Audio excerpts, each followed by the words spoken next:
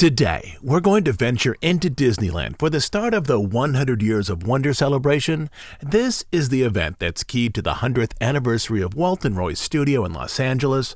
Walt had started previous studios in Kansas City to produce short films such as the Laugh-O-Gram series, but it was the Los Angeles studio, founded in October 1923, that finally put him on the road to success. First with the Alice comedies, then with Oswald the Lucky Rabbit, and then finally with Mickey Mouse. Throughout the Disney Resort this week, there are displays and ornaments to celebrate the occasion. There's a lovely display over at the Disneyland Hotel that features images from Alice's Adventures in Wonderland, the series that back in 1923 really pushed Walt in the right direction. At night, there's also a new World of Color show at DCA and a new fireworks show at Disneyland. But the main addition to the park is the California version of Mickey and Minnie's Runaway Railway. Runaway Railway has been open for nearly 3 years out in Florida, but today we're going to take a look at the new version that has just opened in California. The ride is based on the recent Mickey Mouse shorts produced by Paul Ruddish, a man with a deep love of Disney history, particularly of Walt's first park in California. Ruddish has been described as, and here I will quote from someone on his team, really steeped in Disney lore. He loves Imagineering, and he loves the parks, and he loves the sort of old properties that are, that don't exist anymore. The Ruddish shorts themselves both remake and commemorate the presentation of Mickey Mouse from the late 1930s and 1940s with an ensemble cast, musical elements, and pratfall humor. Many of them also pick up the plot structure from the early Mickey Mouse cartoons, where Mickey has to overcome a series of near insurmountable obstacles to complete a relatively simple task, such as to direct a band concert, to meet Minnie for a delayed date, to clean a tall clock, or to teach Pluto to point like a hunting dog. The task almost always in these shorts is quickly complicated by unforeseen difficulties, and this, I might point out, is the plot structure for Runaway Railway, the ride as well. Guests are on a train to meet Mickey and Minnie at Runamuck Park until Mickey accidentally hits a track switch, sending each rail car off on its own set of adventures that it needs to overcome before finally arriving on the other side of town, where Mickey, having saved the day, is picnicking with Minnie and Pluto.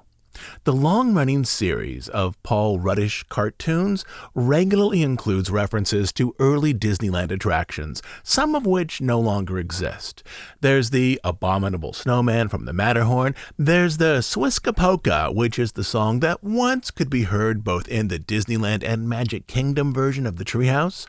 One episode features a cartoon version of that famous red barn from Walt Disney's backyard, where Walt once kept and maintained his scale model train. There are nods to the Disneyland exterior for It's a Small World, the Disneyland entrance, the Disneyland Moonlighter rocket, the Jungle Cruise boats, and the melody from Adventure Through Inner Space, which is a retired ride at Disneyland that once had a famous song that now in the cartoon series is paired with new lyrics. And those examples are only from the first 2 seasons. Later seasons would feature references to the Dapper Dans, Monsanto's House of the Future, the Disneyland version of Pirates of the Caribbean, and many more. Disney World, in so many ways, just didn't seem like the exact right resort to premiere this particular ride. But now, in addition to being at Disney World, Runaway Railway is also at Disneyland, which is the thematic center for so many of the Ruddish shorts. So sit back as we explore what this ride accomplishes both for guests and for the company. I'll tell you the story of how the ride was designed, as well as the Imagineers behind it. I'll tell you what it was like to be there for the opening and how the California version differs from the one in Florida, but those details about the uniqueness of the California version will be much later in this episode. To put this all together with our usual Sunday drop time, I need to pre-record the history section today, on Wednesday, before I head over to the park for the opening, and then finally record up some observations about the new ride at the end of the week, and then finally put it together, do some editing, and lay out this episode for Sunday. So clearly, we need to get moving on all this. If you're ready, let's go.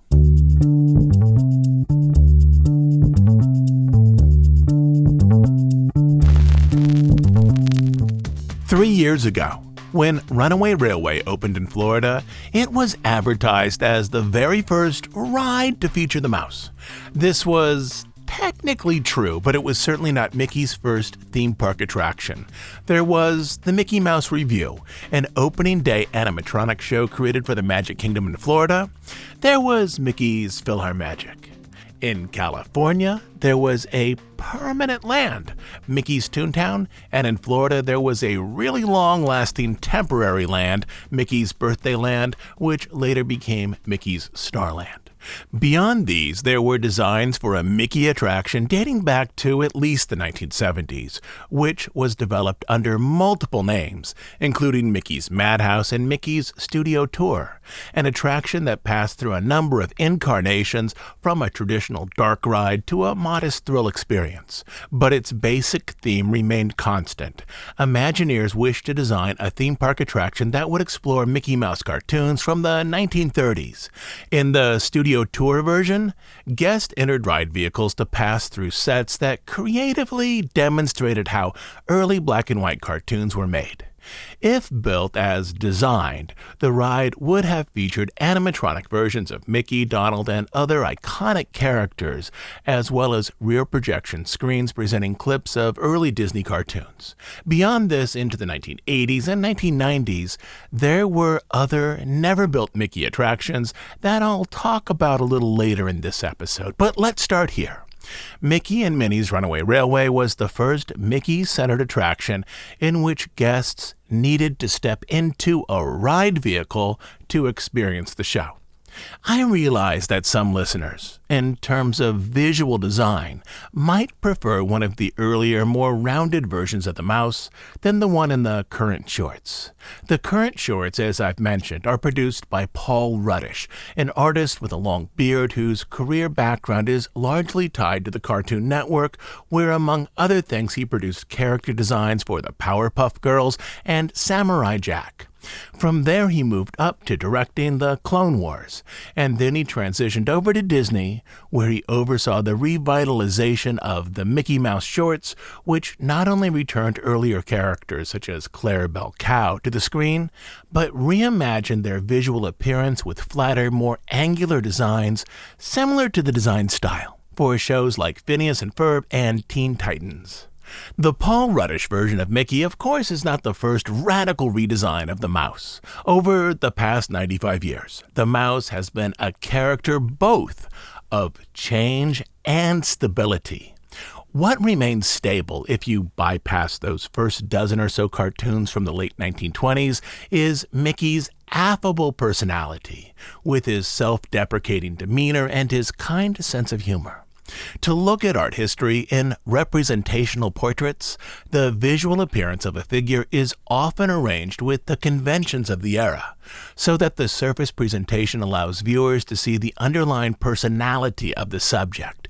Da Vinci's Mona Lisa, for example, is not simply an arrangement of human beauty, but an arrangement of that beautiful model into a mode suggesting visual connections to the Virgin Mary, but so that notes of the subject's personality, especially through that smirk, are conveyed to the audience through surface details. That is, portraiture is as much about revealing the essential personality of the subject as it is about presenting that image in a contemporary mode.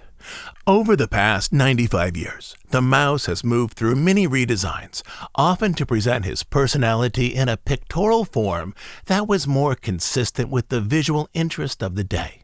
That flat, geometric, simple Mickey Mouse of Steamboat Willie, designed by Works, was visually tied to the appearance of popular newspaper comics in the 1920s.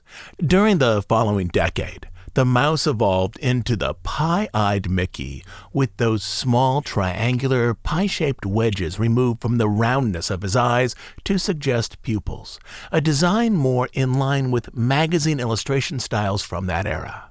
For the 1940s, Mickey was redesigned by animator Freddie Moore. in which his features were polished up with a youthful cuteness, and his form was placed over the skeletal frame of a person. These redesigns appear influenced by live-action films, which were the dominant narrative form of the era and valued a youthful exuberance in its actors. That is, if you assume that Mickey is a human mouse, he would now look more anatomically correct with a lot of cuteness added into the package. In the early 2000s, the mouse was redesigned yet again in an era of Pixar and Sega as a CGI figure for the Mickey Mouse Clubhouse, and a decade later he was redesigned yet again as a flat, angular character by Paul Rudish, a character that relates to the current form of TV animation and, perhaps more importantly, to the type of nearly homemade videos that fascinate kids on YouTube. If given a choice, my kids will migrate to YouTube over network TV every day. The design of this Mickey is one for their world. The company also has a practical reason to redesign and then popularize more recent versions of the mouse. As you probably know, in less than a year, on January 1st, 2024, Steamboat Willie and the Steamboat Willie version of Mickey Mouse will enter public domain. And here's what that means. Anyone then can show or sell the cartoon Steamboat Willie as they like. Also, the early version of Mickey Mouse can be used by other artists for their own projects in certain cases. But Mickey Mouse is also a trademark character for Disney, which can be renewed in perpetuity. And there's a fine line here between what can and can't be done that will likely be defined by court cases in a few years. But in principle, artists and filmmakers can use the Steamboat Willie version of Mickey Mouse as that version expires into public domain in their own works. But also, as Mickey remains a trademark of Disney, they cannot use the mouse in a way that causes confusion in the marketplace, specifically in such a way that it implies that the t-shirt, film, book, or other product might come actually from Disney. So, in 2024, can you paint an image of the Steamboat Willie version of Mickey inside of your daycare building? You probably can. Can you sell t-shirts with the image of that same mouse before a castle? Probably not. Can you create a movie about a drunk animation fan who actually believes that he is the Steamboat Willie version of Mickey Mouse as he wanders New York streets while trying to find his home? So long as that film is not filled with other later Disney references, again, probably, as this film likely wouldn't be confused with an official Disney project. Can you create a cartoon for kids with this same Steamboat Willie version of the mouse who then dances with a lot of other characters designed in a style that resembles Disney animation, even if they aren't Disney characters? Well, probably not, as this would cause reasonable confusion as to whether the film were actually tied to the Disney company. Again, I'm not a lawyer, so none of this is actual legal advice, and the fine lines here will need to be established by case law moving forward after 2024. I'm just trying to give examples of where I think those lines will likely be drawn. But to get back to the main point, the Paul Rudish version of Mickey Mouse and the Mickey Mouse Clubhouse version of Mickey are designs that are visually distinct from that early mouse who once piloted a steamboat back in 1928. From a legal standpoint, Disney is incentivized to popularize more recent versions of the mouse as they have larger and longer legal control of these designs. And all we're talking about right now is how the mouse is visually presented, even if its personality remains the same from one design to the next. If you were to show someone who had never seen any Mickey Mouse cartoon a picture of Steamboat Willie Mickey next to a picture of Mickey from the Paul Rudish shorts, and then ask if these were the same character, I'm guessing that the answer would be no. There are strong visual differences between the two designs. But the end point of representation in art isn't always the surface image. The surface image is a means to present the personality. Or to put this another way, the mouse's personality has been stable for decades, but artists, both in Walt's time and after, have looked for ways to use contemporary visual modes to present that famous personality to a younger generation using a design style that they recognize. And these visual updates now perform a legal service for the company in terms of how newer designs designs of the mouse are better protected in the current moment. For some people whose age is on the more distinguished side of 40, I believe that the reason that these new angular designs of Mickey feel so intrusive is that, from the 1950s all the way up to the late 1990s, the image of the mouse remained constant. But that, I think, was mainly because the studio was producing very little content featuring the mouse. What we mostly saw on TV and on the big screen and in the parks during all of those decades was tied to just one version of the mouse. Because there was not a lot of new Mickey Mouse content, there was very little reason to redesign his form. And if you're still a little bothered by this new angular Mickey, think of it this way. At the parks today, you'll find one personality for the mouse, but you'll find either walking around or in shows and attractions, that personality represented in many visual designs. There's the Steamboat Willie version of Mickey in Fantasmic. There's the Freddie Moore version of Mickey, or something very close to that, at meet and greets, and the Paul Ruddish version of Mickey in Runaway Railway. There may be many Mickeys, but there's still one mouse, just many ways to present him. And that brings us up to the last few years, this ride. So, a few years ago, after being a central Disney icon for decades, Mickey finally got his own ride with actual ride vehicles, not just theater seats, and AA figures and characters presented on very unique LED screens and many projection areas. And the designer who was most responsible for bringing Mickey into a ride was Imagineer Kevin Rafferty, a designer who has tried for years to bring the mouse more fully into the parks, attempts that finally culminated his 4 decades-long career at Imagineering with this ride. A ride that first opened in Florida and then, just this last week, finally opened in California. To understand how this ride came into being and also how it works, we need to first take a look at the person behind it.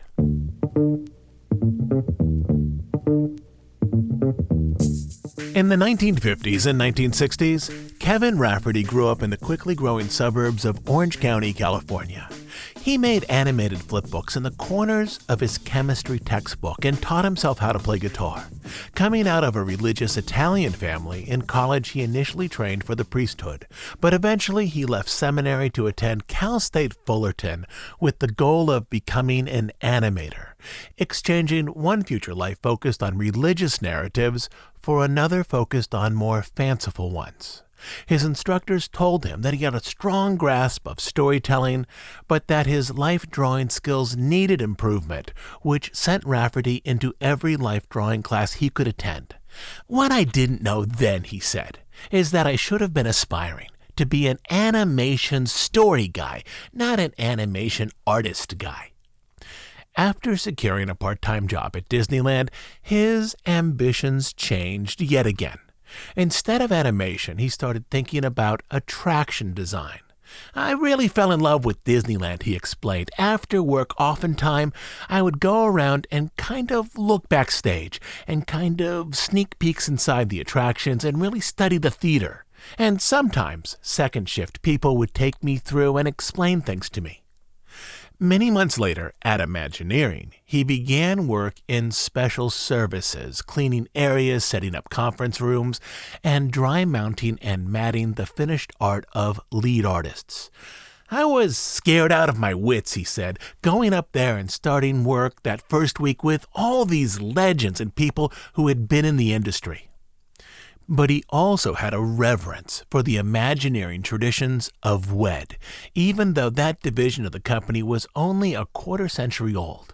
In his own words, he phrased it this way: Walt himself handpicked people from his studio to become the first Imagineers.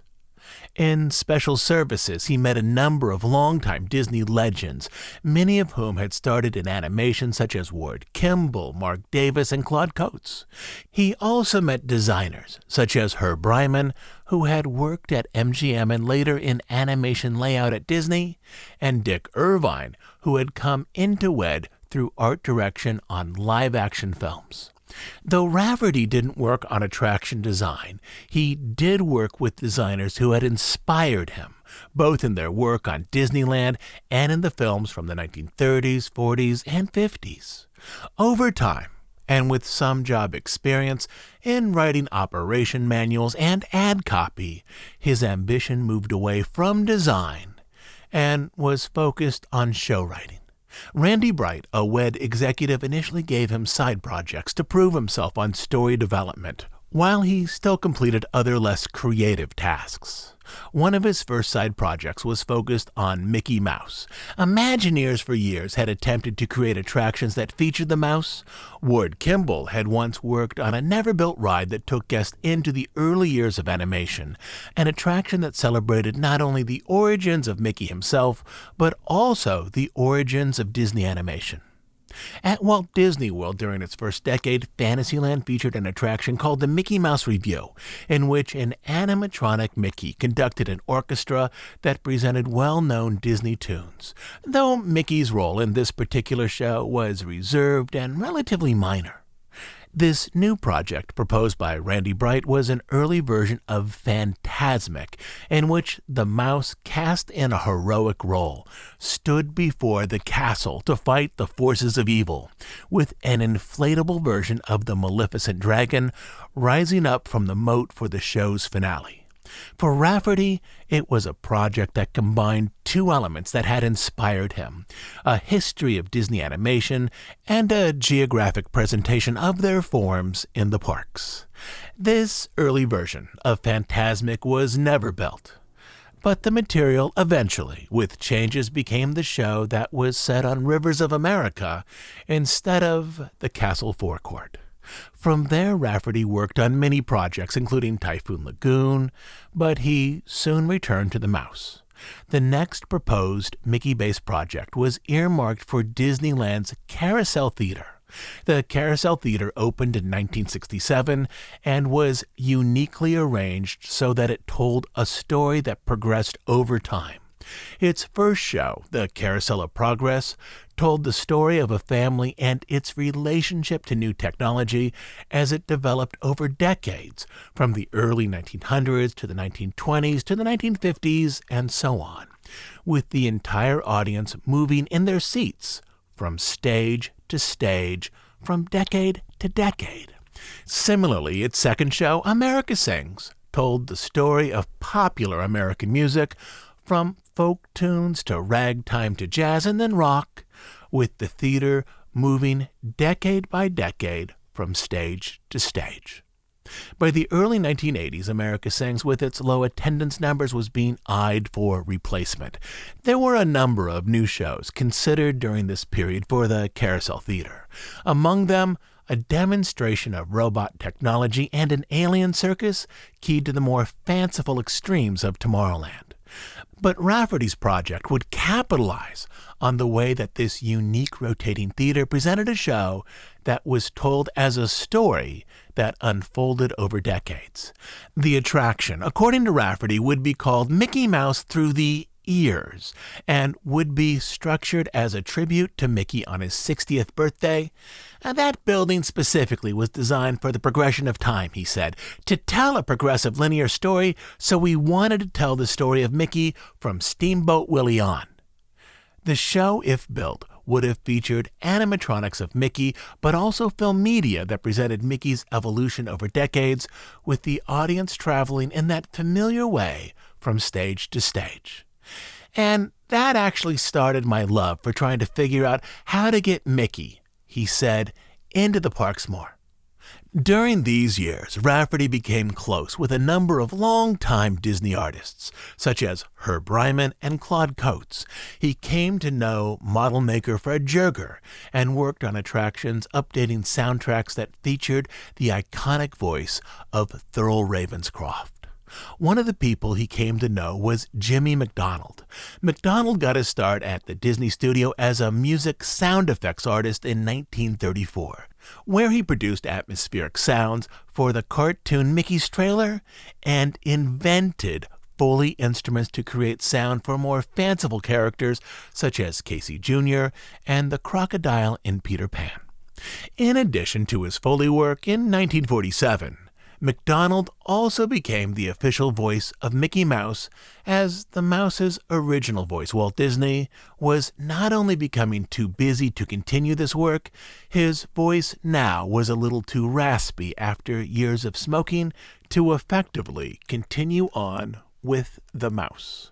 One day when MacDonald was 83, as digital technologies were replacing the Foley sounds he'd created his entire life, those whistles, the ratchets, the kazoos, he learned that the studio was planning to remove these instruments from their usual storage place, with their eventual fate unknown. Later that day, upset that the history of his career might be wiped away in one afternoon, he confided his disappointment to Rafferty, who then, along with Imagineer Joe Harrington, proposed that they steal the Foley instruments from the studio and bring them to Imagineering. "Here's the plan," Rafferty said. Rafferty and Harrington would drive a van over to Soundstage number 4, and while MacDonald distracted a few people, they'd load up all the handmade instruments that MacDonald and those other early Foley artists had made for the studio, and then quietly shuttle them over to the Glendale office of Imagineering. After hearing the plan, MacDonald said, "I'm in." Late in the day, Rafferty and others drove the van through a security checkpoint and parked it near the stage. 40 minutes later, the van was packed with a half-century of filmmaking history. Once the storage room was entirely empty, Rafferty walked around to where MacDonald was telling stories as a way of distracting a few employees. In the eager tones of a heist movie, Rafferty said, "The Eagle's Nest is empty." Then the 4 of them returned to the van. In the hall were not only those instruments that MacDonald had used himself, but also some that he had inherited from earlier sound effects artists, such as the tritone whistle used in Steamboat Willie. For Rafferty, this operation was not only a way to save a large part of the studio's physical history, but also to house it at Imagineering, as though Imagineering now might be the division that best cared for those projects started by Walt. In 2001, Rafferty was given another chance to develop an attraction based on Mickey Mouse, though this time it wasn't a ride-based attraction, rather a show. Shortly after Disney's California Adventure opened, Imagineer Tom Fitzgerald approached Rafferty about the possibility of a new Mickey Mouse show at Disney World in the space once occupied by the Mickey Mouse Revue, an opening day attraction that had since been moved over to Tokyo. Though plans for this new show started roughly as Mickey Mouse Revue 2, it later became Mickey's Philhar Magic. In an early concept, the mouse resumes his role from the original Mickey Mouse Revue as conductor, only to find that the stage is filled with instruments but no musicians. Unsure what to do, he summons Tinkerbell, who magically brings the instruments to life, which then, as magical chaos develops, leads her on an adventure through many recent animated films such as The Lion King and Beauty and the Beast. But at Michael Eisner's urging, Rafferty replaced Tinkerbell as the story's disruptor with Donald Duck, who borrows Mickey's sorcerer's hat, the one from Fantasia, to bring all those instruments to life and cause his usual trouble. For this project, Rafferty's team blended the computer graphics of the early 2000s with music from years past. The animation team was able to rework the design of hand-drawn Disney characters, including Mickey Mouse, to fit the presentation needs of a CGI 3D experience as they existed in 2001 and 2002. It was a modern design adaptation of traditional Disney characters into a new type of dimensional space on screen. What 3D gave us, explained animation director Hendel Butoy, was the chance to provide these characters with texture, shading, and depth. We were able to do things with these characters we'd never been able to do before. The animation was then layered with synchronized in-theater effects. We enhanced the scenes with things like the scent of apple pie from the Beast's oven, Rafferty explained, and splashes of water when buckets and brooms from Fantasia clean up the mess. But Rafferty was also interested in incorporating the sounds of the past into the attraction. From his experiences with Jimmy McDonald, he was aware of the history of Disney voice talent, including Clarence "Ducky" Nash, who pioneered the voice of the duck. For the film, Rafferty wanted to use the original voice provided by Nash, not the current duck voice actor, and Rafferty's friend Tony Anselmo to create the dialogue, which balanced the modern computer visuals with a soundtrack anchored, at least in part, to the past. I became obsessed, Rafferty said, building Donald's entire vocal track out of existing recordings of Ducky Nash through the decades. To do that, I acquired all of Ducky's sessions from the 40s, 50s, and 60s from the Disney studio. In total, roughly 900 sessions. In the end, Rafferty was able to create most of the Duck's dialogue for the film from old sessions performed by Nash, with Tony Anselmo stepping in to provide a few quick lines and also a section where the duck hums the music from Beauty and the Beast. During this period, Rafferty and WDI executive Marty Sklar saw the possibilities of bringing Mickey more prominently into the parks, not just as a walk-around character or in a parade or in another stage show, but in attractions. I promised Marty about 10 years ago, Rafferty said, that before I retire, that I was going to come up with a ride that has an original story and an original song in the spirit of Pirates of the Caribbean and Small World. A project a few years later had the potential to fill this goal. Early in 2005, Matt Ouimet, then president of Disneyland, began a discussion with Rafferty and Imagineer Robert Coltrane about the type of ride he'd like to include in the park. I was in the hallway with a colleague, Rafferty explained. Matt came down the hall and he said, "Hey, you guys, we really like Buzz Lightyear Astro Blasters. We really like that family game attraction. Can you guys think of something else along those same lines that we might be able to do?" With Coltrane, Rafferty went down to California Adventure for inspiration. "We were walking down the boardwalk area and we saw the games," he explained, "and we said, what if you could ride through these games? What if you could ride through these games? And what if everybody was a winner?" The original concept was Mickey's Midway Mania, with Mickey and his pals working the game booths. But according to Rafferty, Mickey just didn't feel right for this concept, but the characters from Toy Story did. They could each host a game that was tied to their toy identity, such as Woody could host a Western-themed game, and so on. In the years that followed, Rafferty worked through this new version of Midway Mania, the one without Mickey and Minnie but with Woody and Buzz, and he also wrote the lyrics for the attraction's theme song, which eventually was sung by Don Rickles as Mr. Potato Head. But then came the opportunity to design a replacement for the Great Movie Ride at Hollywood Studios in Florida, to put a new ride into a massive show building, a building with large rooms and high ceilings, some over 50 feet high, large enough to create a unique world. And this, in terms of Runaway Railway, is where things finally get going.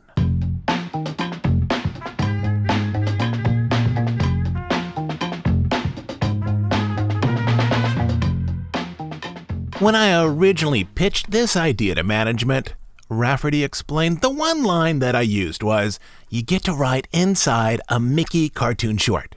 It's your adventure. You're like a fish out of water story in the cartoon world." He also understood that the new Mickey shorts, those overseen by Paul Ruddish, presented a version of Mickey that would adapt well to the flat space of a traditional dark ride. For the Ruddish designs of Mickey and his friends, images on screens would appear as authentic or even more authentic than dimensional audio animatronic characters. The thing about the Mickey shorts is that they have a really flat, kind of wonderful off-register look, Rafferty said. These characters are very flat themselves. That is, the in-ride version of the characters, using flat projection areas, could be identical to their on-screen counterparts. After thinking about the mouse for years, Rafferty had also arrived at the point where he believed he understood why it had taken so long for Disney to develop a successful attraction centered on Mickey. Mickey, for an attraction, has always been a tough nut to crack for Imagineers, he said. Disney-style dark rides were largely about place, about seeing Elsa in the Ice Palace, visiting Ariel under the sea, or riding with Lightning McQueen through Radiator Springs. Mickey and Minnie had no specific backstory, no unique jobs or lifelong quests, and weren't attached to a single location. Mickey and Minnie have been everywhere, and they've done everything, Rafferty said, so there hasn't really been a design hook to hang the whole attraction story or idea on. But Rafferty also saw a new approach to the attraction. The ride wouldn't revisit familiar locations and scenes. Instead, it would be arranged as an actual cartoon, one with its own story. In traditional movie-inspired dark rides, the storyline for an hour-and-a-half animated feature is compressed down into 3 or 4 minutes, typically by presenting key moments in geographic form. Runaway Railway, I'm pretty sure, is the first time that a dark ride based on a screen property is roughly the same length as the project that it's based on. Many of the early Paul Rudd shorts are about 4 minutes, and the ride experience here, which tells one story, is about 4 minutes as well. The cadence, comedy, and edginess of the shorts give us a really great look to hang that design hat on, Rafferty said. Designers would create the attraction around a trackless ride system. These vehicles are built by Roush, similar in design to earlier Disney trackless vehicles such as Mystic Manor in Hong Kong and the Ratatouille attraction, which back then was only at Disneyland Paris. The vehicles for Runaway Railway focus their energy on movement rather than on tilting, position locking, and other vehicle effects, which allows them to move faster than trackless vehicles and other Disney attractions. Beyond that, Runaway Railway has design similarities to both Mystic Manor and Ratatouille. Both of those rides sent guests into large show spaces where trackless cars moved in concert with each other, and the environment was created through a series of props, flats, projections, and in the case of Mystic Manor, animatronics. In the Ratatouille attraction, it's extremely clear what is a physical set or prop and what is a screen. Ratatouille, in terms of its ride, clearly moved from show stages over to screens and then back again. The projected images looked and felt different than the stages with their oversized props keyed to a giant kitchen. In Runaway Railway, however, the design team wanted to visually merge these elements through color, lighting, and other materials so that all of the elements seamlessly created a unified presentation.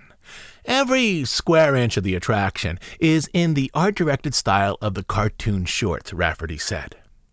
Overall, Rafferty wanted to unify the design values of the ride so that the experience was far more like the seamless immersion into a cartoon.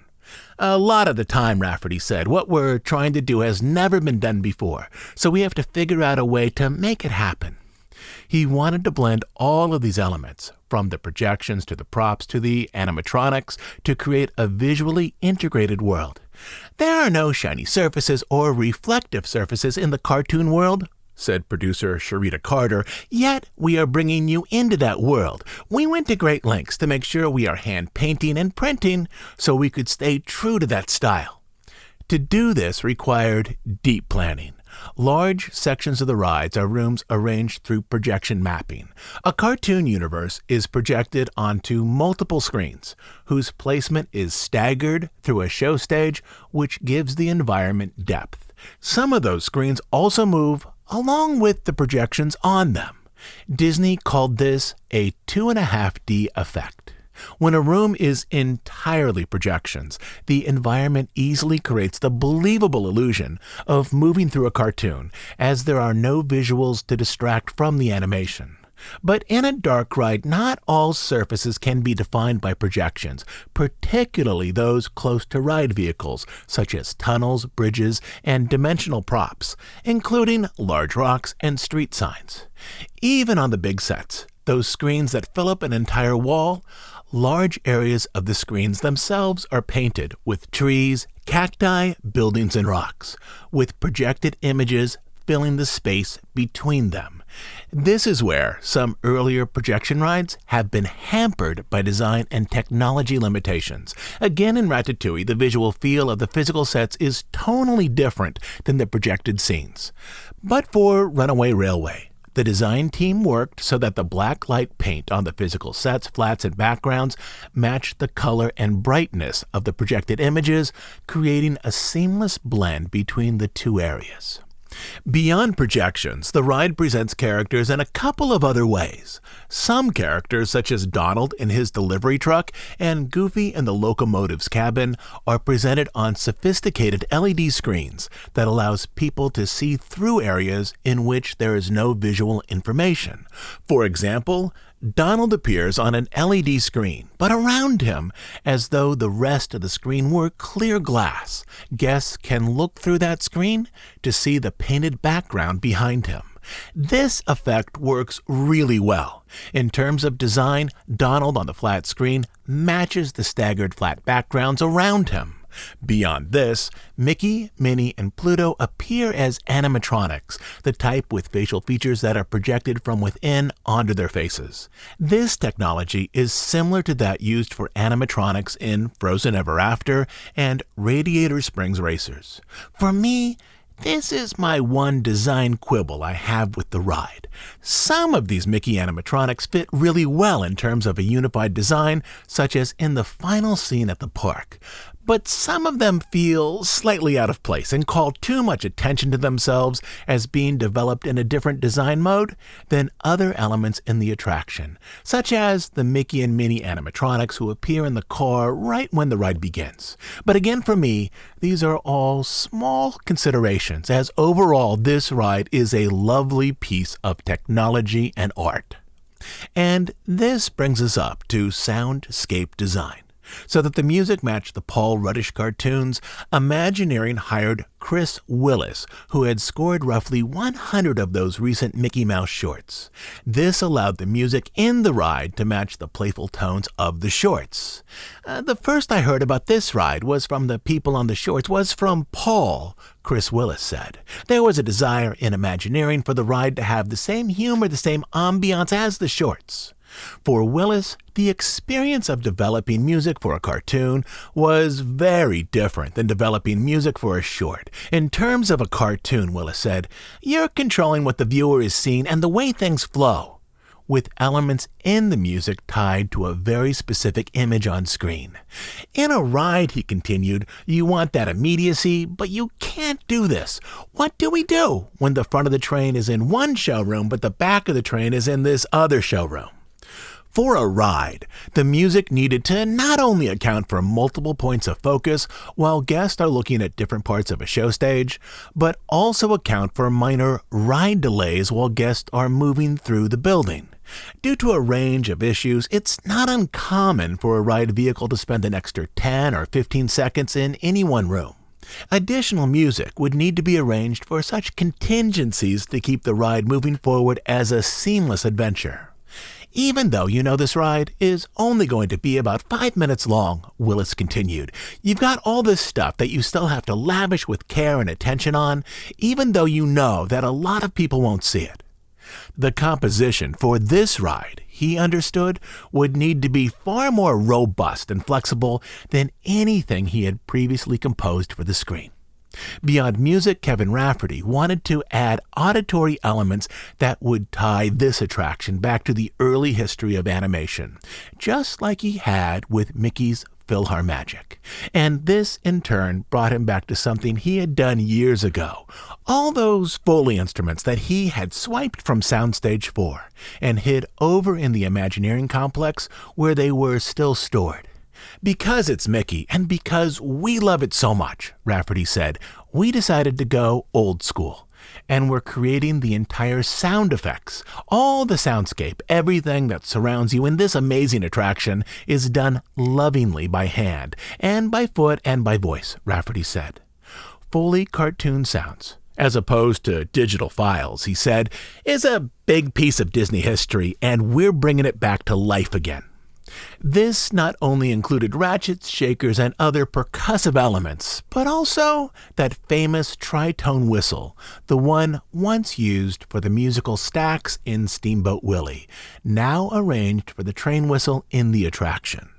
Some of the most difficult visual elements to arrange were the ride vehicles, the locomotive and all of its cars, as their color and form would appear inside the showrooms under black stage lights and in the load area under standard floor lights. While it was relatively easy to color match paint inside the show buildings, it would be far more difficult to do that with elements that needed to be viewed both under the show building's black lights and in the load area. We had to come up with a paint methodology, Sharita Carter said, that would allow the locomotive to look good both in white light and in the black light. The queue for the Hollywood Studios ride was arranged inside of the Grauman's Chinese Theater complex, mostly following the queue path for the Great Movie Ride. This space was elegant, with patterned red carpet and craftsman-style lights drawing upon images of classic Hollywood.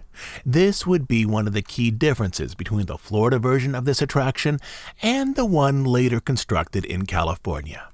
The pre-show was arranged as a premiere of a new Mickey Mouse cartoon called Perfect Picnic. This is where the attraction begins its musical theme, with Mickey and Minnie singing "Nothing Can Stop Us Now," a tune that will be woven through the entire ride experience. Halfway through the cartoon, Mickey sees Goofy up there piloting his train through town. Only the steam boiler explodes, causing the theater to fill with fog and a hole to be blasted into the screen, with ragged leaves of synthetic material slowly opening toward the audience to create a walkway. Behind the fog, the entire screen actually lifts to reveal a path for the audience to step into the world of the cartoon. In this, the attraction presents its design thesis, essentially, what is a screen and what is real? From here, guests board Goofy's train, and once inside the showrooms, the lighting and color palette is managed so well that it's nearly impossible to distinguish prop and paint from projections mapped onto those staggered flats. More so than any other attraction, even Navi River Journey. The division between projected elements and practical props is nearly seamless. The ride itself tells the story of Mickey and Minnie trying to save the train from a mishap with the tracks and bring everyone safely to the picnic area. Here, the train cars move individually through the city, the sewer, the seas, and the great outdoors, but the show sets also have a number of insider references. In the Florida version of this attraction, in the carnival scene, right next to the ticket booth, there appears a poster advertising the Great Moving Ride with an image of people going up an escalator. This, of course, is a reference to the ride that once inhabited this building. There's a shop called 1401 Flower Market, which is a play on the address for the main Imagineering campus in Glendale, 1401 Flower Street. The word Retlaw is used in the cityscape, with Retlaw being Walter spelled backwards. Retlaw was also the name for Walt's private holding company that owned individual attractions at his first park, such as the train and the steamboat. Inside the Twister Room, you'll find a mailbox caught up in the whirlwind marked with the slogan, "No Place Like Home," which is a reference to The Wizard of Oz, which was the final sequence for the Great Movie Ride, a scene that was staged not too far from where this new Twister now stands. In the room arranged as downtown streets, you'll find nods to the lead Imagineers on this project. Next to the coffee shop, Sharita Carter is honored with a shop called Carter's Cameras. And on those orange and white street closure signs, Kevin Rafferty is honored with a small label that reads Rafferty's Roadblocks. In Florida, Sharita got the big sign while Kevin received a smaller but more unique nod. Lastly, the final picnic scene is marked with Yensid Valley. Yensid, of course, is Disney backwards, but Yensid Valley, was once the name of the lower backyard area where Walt once piloted his own scale model locomotive, the Carolwood Pacific. In this, guests in this new attraction are riding through an area that pays homage to the lower lot where Walt used to ride his own train. In the months leading up to the opening of Runaway Railway in Florida, Rafferty and his design team also focused on a new version of this ride, one arranged for Disneyland. While construction and installation crews worked in Florida, designers explored how the ride, or at least a very similar version of this ride, would fit both the space and tone of Toontown in Disneyland. The Florida ride was slated to open in early 2020, but as the opening day approached, excitement for the new attraction was shadowed about concern by what was then called the coronavirus, a disease that was slowly appearing in American cities, mostly around Seattle, San Francisco, and Los Angeles. On March 3rd, the U.S. had 60 confirmed cases of this new virus, but medical experts feared it would quickly spread. The following day, on March 4th, Runaway Railway opened at Hollywood Studios. I was out in Florida for its opening, and that was the first time I traveled with Lysol wipes and a bottle of hand sanitizer looped to my backpack, as though touch surfaces might somehow be the main concern. The opening went off as planned, with Imagineers giving interviews, long lines spilling out of the attraction, and fans generally posting very positive reviews. In terms of a corporate strategy, the plan was to use this attraction to attract high levels of both spring break and then summer visitation. But as the first group of guests were cycling through the ride, other people elsewhere in the country were canceling their Disney World vacations, concerned that this coronavirus might build into a pandemic. Just 8 days after the attraction opened on March 12th, the Florida parks announced that they would close for COVID on March 15th, with the aim of remaining closed for at least 2 weeks, though many at that time believed the closure would be much longer. The parks in Florida, as 1 week of closure turned into another and another, remained closed for 4 months. When they did reopen in the middle of July, the Magic Kingdom and Animal Kingdom opened first, followed by Epcot and Hollywood Studios. For months, the parks operated at greatly reduced capacity, with masks required for all guests and an emphasis on physical distance between traveling parties. The pre-show movie was turned off, and guests simply walked through the opening and the screen. Guests were seated in those train cars with empty seats all around each traveling party. And even as the situation improved, on the rail cars themselves, plexiglass panels were placed between each row to minimize possible contamination from one group to the next. During the early period of COVID, when this attraction should have been a centerpiece draw for the Florida resort, the parks were often empty, and by the time Disney World approached something that resembled normal again, the resort had other attractions that became the focal point of advertising, specifically Ratatouille and Cosmic Rewind. 1 year before the ride opened in Florida, Disney announced that it would create a second version of it in Toontown at Disneyland. Much of the design work was already done, and though some sections of the ride would need to be changed to fit space in California, the new version would largely be a clone of the attraction developed for Hollywood Studios. Back in 2019, the California version was initially announced for 2022. But with COVID and various closures, the California premiere was pushed back to 2023, and even then, installation crews and training crews worked up until opening. The California clone of Runaway Railway also provided an opportunity for this attraction to finally have time in the spotlight, an opportunity that in Florida had been lost to COVID. To make space in Disneyland, sections of Toontown, including the old Five and Dime and the Gag Factory, were demolished so that a new building, the El Kappa Toon Theater, could be built, which would serve as the entrance point for the ride.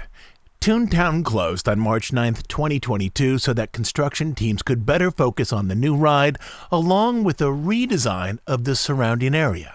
The painted hills of Toontown were taken down. A few facades were removed. The El Capitan facade was constructed, and then a few months later, those painted hills, newly repainted, were put back, and a few areas were readied for guests. Though most of Toontown still remains behind construction walls, this past Friday, a small section of Toontown was reopened for the public, the section that led to the ride. Both the Florida and the California attractions are arranged with theater facades, though the California version feels far more like a neighborhood theater with cartoon curves and bends, along with the highly saturated colors similar to those used in 1930s cartoon shorts. The elegance and formality of Florida's Chinese theater in California is replaced with the whimsy of mid-century animation. The building itself picks up the red and yellow colors of Mickey Mouse's clothes, the exact tones of his classic shorts and shoes, and those colors then define the rooms on the inside of the building as well. The entrance halls are decorated with parody movie posters, as though Mickey and Friends starred in a dozen live-action features, such as Mickey, I Shrunk the Kids, The Scroogiest Millionaire, Goofy Friday, a takeoff on Freaky Friday, and The Mouseketeer, a reference to The Rocketeer. But once you move beyond them, you find a large space arranged as a museum, honoring key Mickey Mouse cartoons. Much of the uniqueness of the Disneyland version of Runaway Railway is found in these rooms before the ride itself. The ride, as I've mentioned, isn't identical to the one in Florida. There are some interesting differences, but it's very close. But the queue here is unique to California. I should point out that if you take the Lightning Lane, you'll miss most of the museum exhibit, including the final two rooms in their entirety. There is a significant trade-off here. The Lightning Lane is far faster, but the main entrance, presently used for the virtual queue, has all the good stuff to enjoy. As Toontown is a physical place where cartoon characters live, the museum presents costumes and full sets from actual Mickey Mouse cartoons, as though these cartoons had been filmed on sound stages just down the way in Mickey's Movie Barn. Costumes on display, all of them sized to a 3-foot mouse, include the blue cape and cap from Fantasia, the dinner coat and straw hat from Mickey's Birthday Party, and a gold lame vest and metallic red pants from Mickey Mouse Disco. Also displayed are sets based on cartoons that I have loved my whole life. There, arranged at the front of the exhibit, is what is supposedly the actual pilot's wheel from Steamboat Willie. Mounted to the ceiling is the plane from Plane Crazy, the first Mickey Mouse film actually animated, though the fourth released because it was originally made without sound. There's that phantom phone, from which spirits appear in Lonesome Ghosts. There's a 3-tiered iced cake from Mickey's Birthday Party, but my favorite by far is the family room set from Pluto's Christmas Tree, with the tree stripped of its greenery for the most part by the chipmunks and Pluto, the empty dog bowl, and the Santa candles up on the mantle that Dale uses for cover as Pluto searches for him. The final section of the queue presents both a concessions counter and images of Mickey as he appears in those Paul Ruddish cartoons. The props in this room include a reference to the greatest Mickey Mouse cartoon produced in the 21st century, which of course is Potato Land. Potato Land is Goofy's version of Disneyland, but entirely based on Idaho potatoes.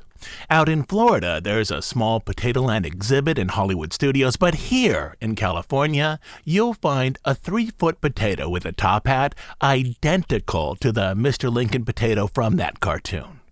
And at the very end of the museum space is a theater concessions counter with a display of toon-themed candies. My favorite here are packaged chocolate graham crackers called Laugh-O-Grams. That is spelled Grahams, which is a reference to an early series of animated cartoons produced by Walt in Kansas City called Laugh-O-Grams, like a letter, Grams. The package for these graham crackers features the stars of the 1922 Disney short Puss in Boots. In the corner of the package in small print, the bag says manufactured by Sweet Fridays, which is a reference to Jonathan Friday, a senior creative director at WDI. Other imaginative snacks here reference Powerline from the Goofy movie, Witch Hazel from the Donald Duck short Trick or Treat, and Golly Pops, an obvious reference to the Goof. And each package also includes a nod to an Imagineer, or in some cases, their children. The museum has 3 main rooms and a concession area. The first room celebrates the 1920s up until Fantasia, which was released in 1940. The second room is for the 1940s through the 1950s, ending with Pluto's Christmas tree. And the last room is for far more recent presentations of the mouse, including props from Mickey Mouse Clubhouse and a set from Mickey's Christmas Carol. This room then leads into an area that features posters from the Paul Ruddish shorts. The soundscape for these rooms is something else to notice. For the Q's soundtrack, Chris Willis, who wrote the theme song for the ride, has taken melodies from classic Mickey Mouse cartoons and arranged them to present a brassy, high-energy experience that then slowly changes to more modern instrumentations as you move through the rooms to later exhibits. And from a legal perspective, this museum is an excellent display as to what will and won't be in public domain come 2024. The design of Mickey that accompanies the first 2 exhibit areas, the plane from Plane Crazy and the pilot's wheel from Steamboat Willie, will be public domain and can be used in certain ways by anyone. But the design for every other Mickey that comes after that is still owned by Disney. But let's leave that aside and move on to the ride. The ride itself is very close to the version in Florida, though there are some interesting differences. There's a newly added transition scene with fresh animation that connects the underwater stage to the downtown construction stage, during which the trumpet-playing squid pulls the plug on the sea and drains everything from the room, including Pluto, as though the sea were just one big bathtub. The ride also has a new tunnel from the factory stage to Run Amok Park, in which there's new animation gags and dialogue for Goofy. And the layout of the final park sequence is flopped from the layout in Florida, with Mickey and Minnie on the right side of the train instead of on the left. Some of those Easter egg signs out here in California are changed as well. Instead of the Great Moving Ride as a poster next to the ticket booth, there's now a poster for tickets with a spool arranged in the shape of a hidden Mickey. At the bottom of this poster, in a much smaller font, it advertises 5 for a dime. Just as in Florida, the Great Moving Ride poster was a nod to what previously occupied the attraction space there, this poster inside the California ride is a nod to the 5 and dime store which once occupied this space. Also in the downtown construction scene, next to the coffee shop, the Carter's Camera sign, which referenced Sharita Carter in Florida, has been replaced with a large sign honoring Kevin Rafferty. The sign says Kevin's Aloha Ha Ha Ha shirts. In California this time, Kevin got the big sign. Once you leave the trains, you walk back through the screen, still with a ragged hole in its center, and presumably enter the regular world again. At some point in the near future, the ride will exit into a fairly large gift shop, but on opening day at least, this shop was still covered with a long red curtain. At the moment, guests at Disneyland can only access the new attraction through a virtual queue or an individual lightning lane. The virtual queue opens on the Disneyland app each morning at 7 a.m. You don't need to be in the park for the 7 a.m. offering. You can be in your hotel, your car, or at home. But you need to have scanned into the park to be eligible for the 1 p.m. offering. Likewise, Lightning Lane offerings, presently at $20 a person, have been fairly easy to find, at least in the morning, but you need to have scanned into the park before you can purchase a Lightning Lane reservation. The virtual queue, which is free for visitors, has sold out extremely quickly so far, which leads me to speculate that at least during these early days, the park may have allocated slightly more tickets to the paid Lightning Lane option. I should also point out that Rise of the Resistance is still a Lightning Lane, which means that at the moment, Disneyland is the only park in the U.S. with 2 Lightning Lanes. The other 5 parks all have just 1 each. Kevin Rafferty retired about a year after Runaway Railway opened in Florida, finishing out 4 years with the mouse. Reflecting on Runaway Railway, he said, "It's a beautiful little cherry to put on a cake of a career that I never expected." The attraction has functioned as a curtain call to his career at Disney, a ride that packs in design elements and personal goals from multiple attractions into a single ride experience. "It's 10 pounds of showmanship in a 5-pound bag," he said. Runaway Railway is now operating daily in both California and Florida. And hopefully its second premiere, with COVID growing small in the rearview mirror, will go better out in California than it did the first time around out in Florida. So hopefully now, whether your next visit is in Florida or out in California, you'll not only have a deeper appreciation for the people and artistry behind Runaway Railway, but also you'll have a few new things to look for as you move through the attraction.